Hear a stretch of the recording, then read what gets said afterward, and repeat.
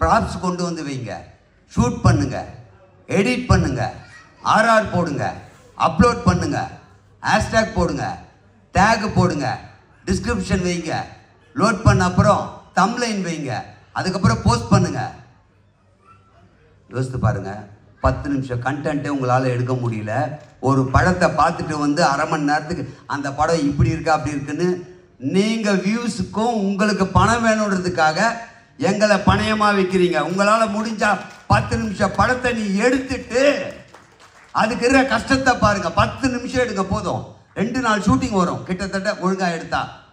இன்றைக்கி வந்தவங்க நாளைக்கு வர மாட்டாங்க, நாளைக்கு வந்தாங்கன்னா முடி வெட்டு வந்துடுவான், ஷேவ் பண்ணிட்டு வந்துடுவான், ஷர்ட்டில் பட்டன் போட மாட்டான், இல்லை ஏதாவது ஒன்று இருக்கா, கண்டினியூட்டி கூட பார்க்க முடியாது 10 நிமிஷத்துக்கு. அடுத்த நாள் அதே மாதிரி எல்லாம் கிடைக்கிறது கஷ்டம். அடுத்த நாள் நம்ம நைட் எஃபெக்ட்னு வச்சுருக்கலாம். ஈவினிங் ஒருவேளை லைட் போயிடுச்சுனாலும் கஷ்டம், வந்துட்டாலும் கஷ்டம்.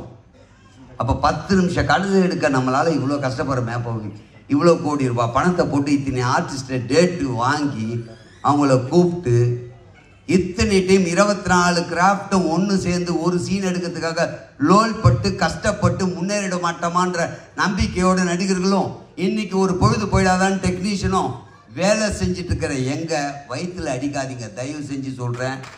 நினச்சி பாருங்க, உண்மையிலே சொல்கிறேன். ஏன்னா நானும் யூடியூப் வச்சிட்ருக்கேன். ஒரு 10 நிமிஷம் 5 நிமிஷம் கண்டென்ட்டுக்கு ஒருத்தர் கேட்டால் வரேன்னு சொல்லிட்டு வராமல் போயிடுவாங்க.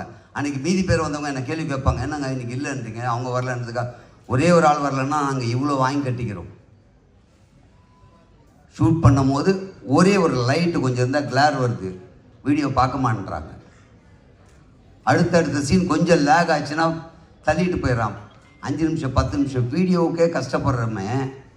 அப்போ இந்த படங்களை பற்றி தேவையில்லாமல், அதாவது நீ விமர்சனம் பண்ணுங்க, நான் வேணான்னு சொல்ல, ஆனால் எல்லாரும் பார்க்கட்டுமே, பார்த்துட்டு அவங்க விமர்சனம் சொல்லட்டும். பொதுமக்கள் விமர்சனம் சொல்லிட்டோம் நாங்கள் ஏற்றுக்கிறோம்.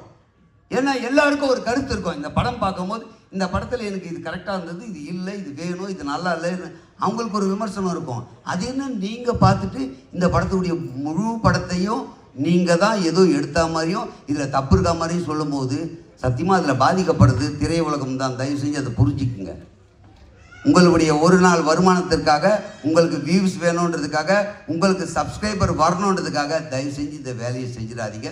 மீண்டும் ஒரு முறை, எங்கள் திரைப்படத்தை வாழ வைப்பது தயாரிப்பாளர்கள் என்றால் அதை விட ஒரு படி மேலே நீங்கள் ஊடகத்தவர்கள் தான் எங்களை வாழ வைக்கிறீங்க. ஆனால் அப்படியாப்பட்ட நீங்களே இந்த தவறு செய்யாதீங்கன்னு அன்போடு கேட்டுக்கிறேன். நீங்கள் ஏதாவது கேள்வி கேளுங்க. எனக்கு கொடுத்த டைமுக்கு மேலே பேசிட்டு சொல்லுங்கள்.